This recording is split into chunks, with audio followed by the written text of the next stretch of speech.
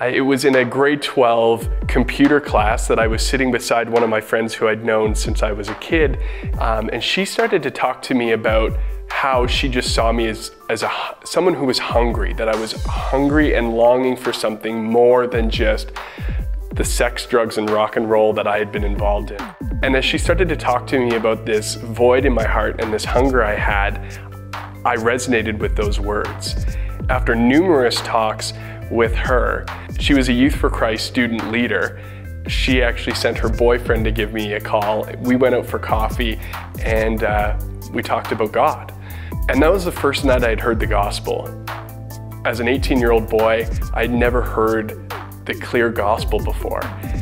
And a week later, I called up that friend at a low moment when I was about to take my own life. I actually had my hands on the pills and my other hand on the phone, and called him and said, "I don't know what to do with my life, man, but you told me about Jesus last week.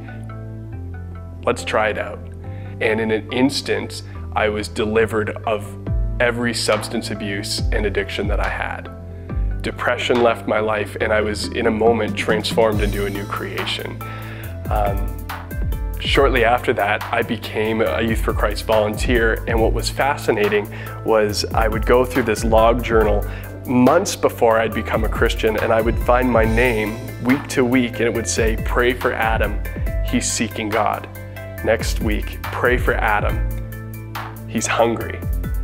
And week after week, prayer request after prayer request, people had been praying for me. And then I came to the page in which my name went from the prayer request section of the logbook to the praise report section. And it said, "Praise God, Adam Shepsky's become a Christian."